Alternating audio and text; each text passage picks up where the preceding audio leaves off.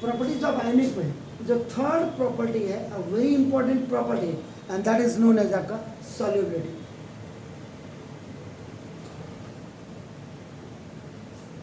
Soluble होने की property. तो नाउ दिस इज, वैसे तो अगर आपका नॉर्मली अगर आप देखेंगे तो नाउ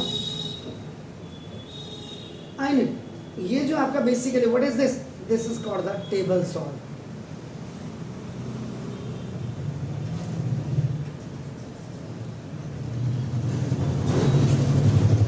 ये खाने वाला नमक,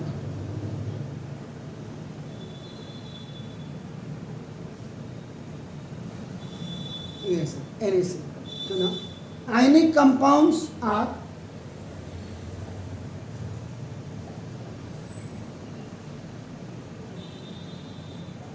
सामान्य तो ये आपके सॉल्युबल होते हैं आपके ना इन वाटर, पानी में आपका नमक को घोल करके देख लीजिए आपका ना, आपको पता लगेगा। लेकिन एंड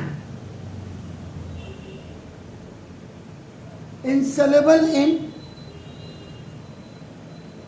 solvents like, जैसे आपका केरोसिन ऑयल होता है, यू नो केरोसिन ऑयल क्या होता है, मिट्टी मिला दो तेल में तो मिट्टी का तेल जी।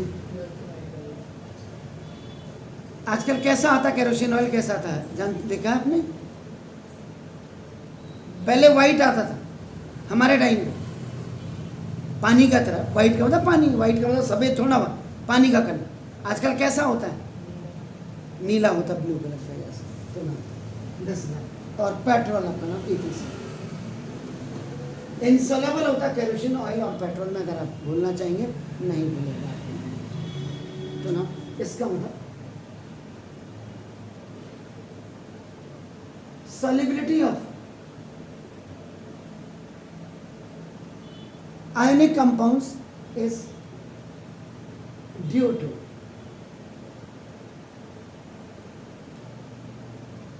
dissociation of the compound and this is the hydration of the ions therein. This is the main reason.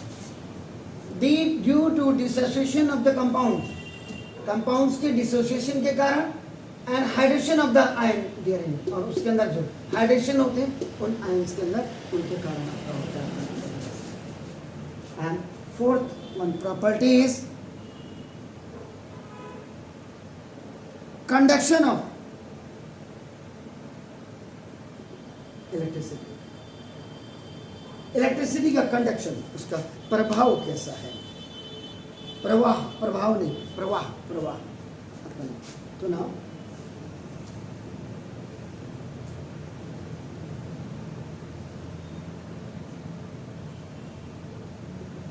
The conduction of electricity, THROUGS ने लिखा मैंने, तो THRU शॉर्ट में लिख दे, through. Solution involves the movement of charged particles। तो जो भी electricity की कंडक्शन होती है थ्रू द सॉल्यूशन, सॉल्यूशन में अपना involves the movement, charge particles की मूवमेंट कितनी है उस सॉल्यूशन में आपका नाम देखो। तो ना इधर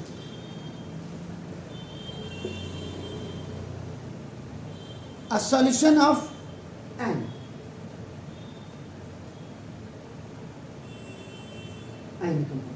अब जैसे इसको पानी के साथ मिला देंगे तो क्या बनेगा, सॉल्टी वाटर बन गया आपका नाम, तो तक वो हो गया।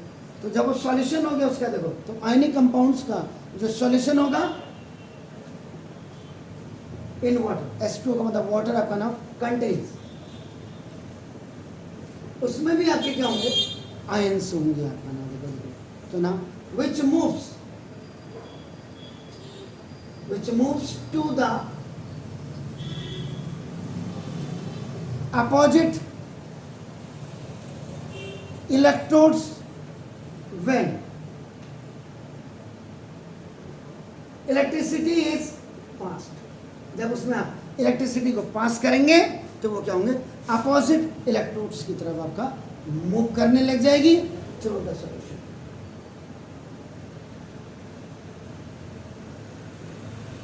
आप THRU मत लिखिएगा, THROUGH लिखेंगे, थ्रो लिखेंगे आपका नाम। Is it clear? तो ना इसका मतलब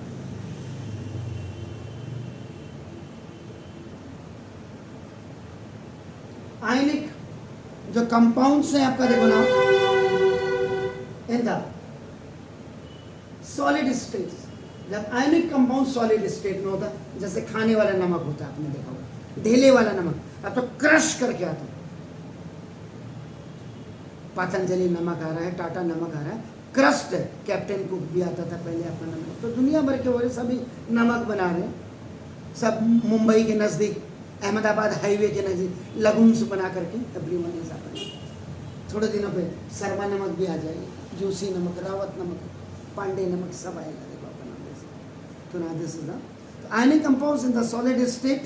जब सॉलिड स्टेट में होता है तो डू नॉट कंडक्ट, उस समय ही आपका नाम देखो, दिस इज द इलेक्ट्रिसिटी को कंडक्ट नहीं करता है। बिकॉज क्यों नहीं करता है? क्योंकि movements of ions in the solid, solid में जो मूवमेंट्स ऑफ आयंस की, आपका जो सॉलिड में आपका जो आयंस की मूवमेंट्स होती है, इस कभी भी नॉट पॉसिबल, संभव ही नहीं है, क्योंकि सॉल्यूशन नहीं है, और सॉल्यूशन नहीं है तो क्रिस्टल फॉर्म में, सॉलिड फॉर्म पे वो आपकी पॉसिबल हो नहीं सकती। क्यों नहीं हो सकती है? Why? Due to the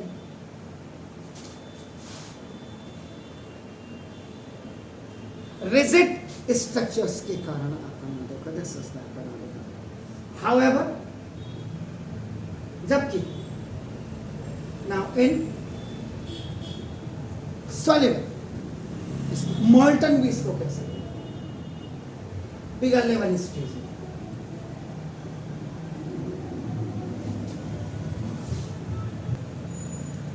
however it is in a molten state, या आपका सॉल्युबल स्टेट में आपका नाम क्या होता है?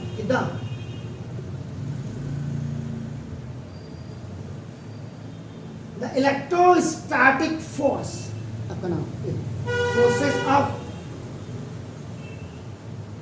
attraction between the opposite charged ions are overcome, break कर देते हैं, आपका नाम overcome का break due to heat। जैसे आपने इसको हीट किया, गर्म किया, उससे क्या होगा?